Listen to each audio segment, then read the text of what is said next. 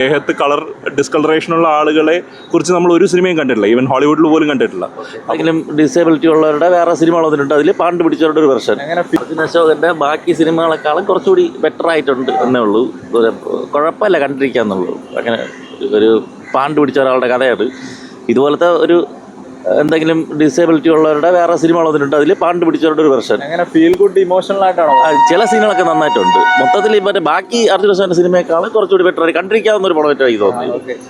Content vice ഭയങ്കര different ആണ്. എനിക്ക് തോന്നുന്നു നമ്മൾ സിനിമകൾ എടുക്കുമ്പോൾ പലപ്പോഴും ഉപദേശങ്ങൾ, ചില കാര്യങ്ങളിലുള്ള ഉപദേശങ്ങളല്ലാതെ വളരെ തന്മയത്തമായ രീതിയിൽ അവതരിപ്പിക്കുന്നതിലാണ് സിനിമ വിജയിച്ചെന്ന് എനിക്ക്. സിനിമ നല്ലതാണ് ചീത്തയാണെന്ന് പറഞ്ഞാൽ എനിക്ക് പേഴ്സണലി ഭയങ്കരമായിട്ട് ഇഷ്ടപ്പെടും. ഞാൻ നല്ലതാണ് ചീത്തയാണ് സിനിമയെക്കുറിച്ച് പറയാറില്ല. എനിക്കിഷ്ടപ്പെട്ടു. എനിക്കൊന്ന് കൂടുതൽ ആളുകൾ കാണണം, ഇങ്ങനെയുള്ള ചെറിയ സിനിമകൾ പ്രോത്സാഹിപ്പിക്കണം എന്നാണ് എനിക്ക് തോന്നുന്നത്. ജോണറൊക്കെ പറയണത് ഇമോഷണൽ ആയിട്ടാണ്. ജോണർ എന്ന് പറയുമ്പോൾ നമ്മൾ വളരെ സെൻസിറ്റീവ് ആയിട്ടുള്ളൊരു വിഷയമാണ്. കാര്യം ദേഹത്ത് കളർ ഡിസ്കളറേഷനുള്ള ആളുകളെ കുറിച്ച് നമ്മൾ ഒരു സിനിമയും കണ്ടിട്ടില്ല, ഈവൻ ഹോളിവുഡിൽ പോലും കണ്ടിട്ടില്ല.